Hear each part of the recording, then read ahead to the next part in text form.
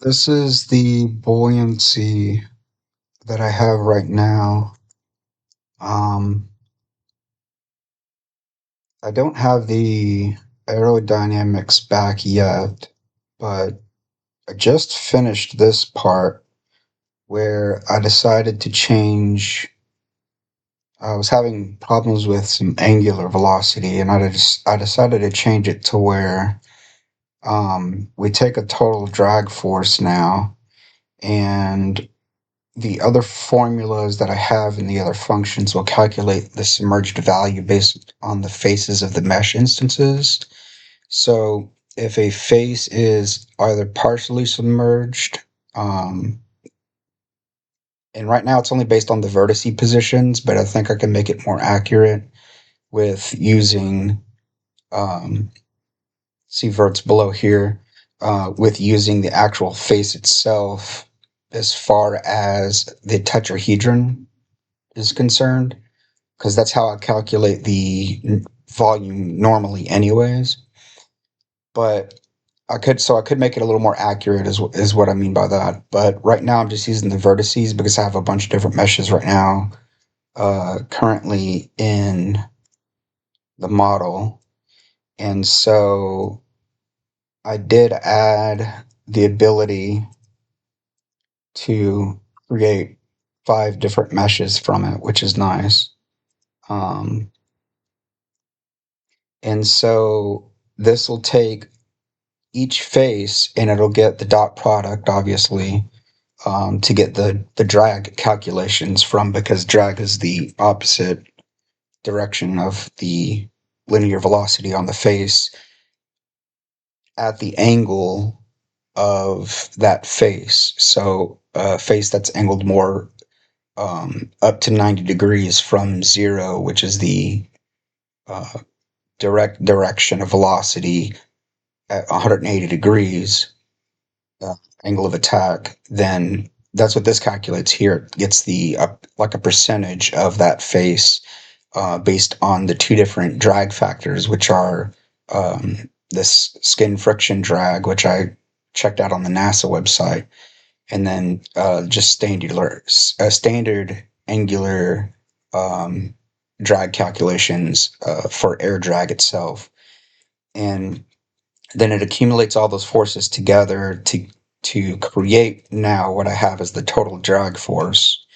And then so that takes into account the angular drag, calculates the angular velocity in the process, and then I have a damping factor now, which I don't know if it's perfectly correct. It probably could use some adjustments, but I base it on the inertia, which is from the volume calculations and the mass calculations.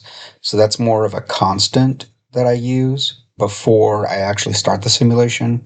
So that might need some little tweaking too, but angular damping is based on the inertia values, from the total object itself after I get the total drag force on all the faces. So it's still accurate as far as how many faces I'm using and the shape of the mesh and stuff like that.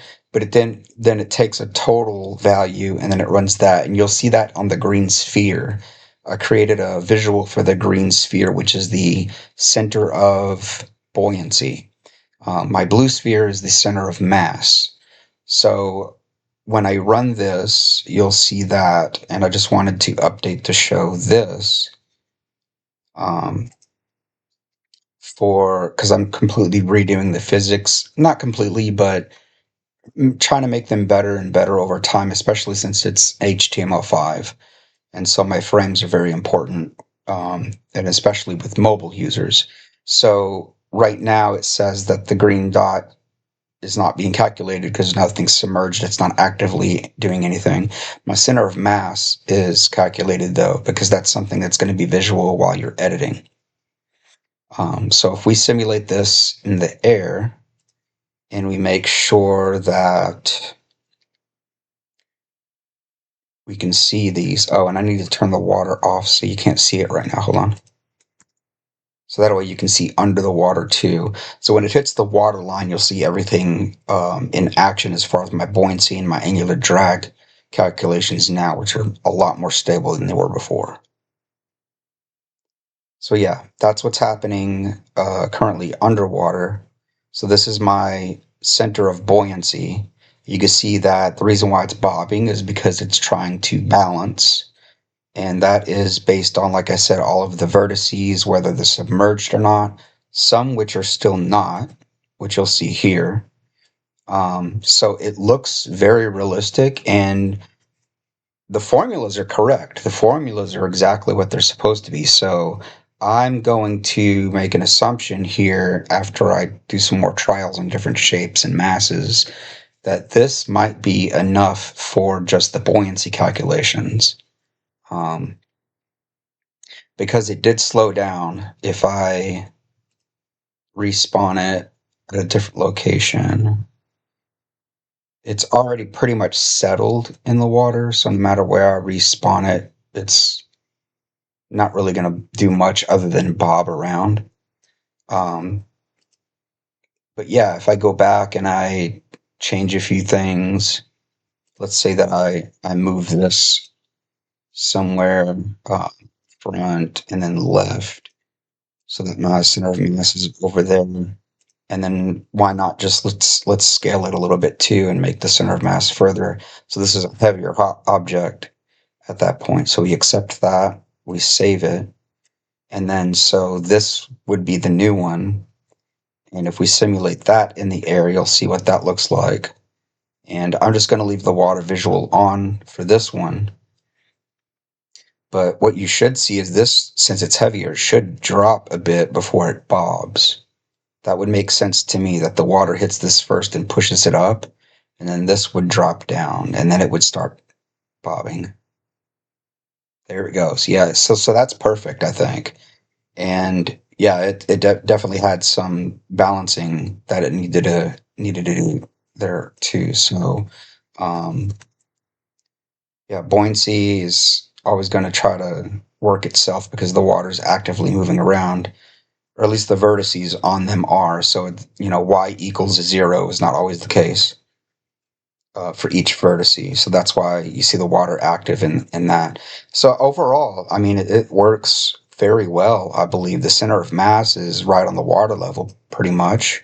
And that's something that I think should be expected once the buoyancy balances out the weight of the object while it's floating and or sinking. I can make this heavy enough to make it sink as well, based on the density of the object itself, which is constant for each object. Therefore, it's constant for the entire body. But yeah, it's floating around pretty well, um, and I think that works good. I wanted to show you guys that for an update. I'm gonna post up now and test that on my phone on the website. So, all right.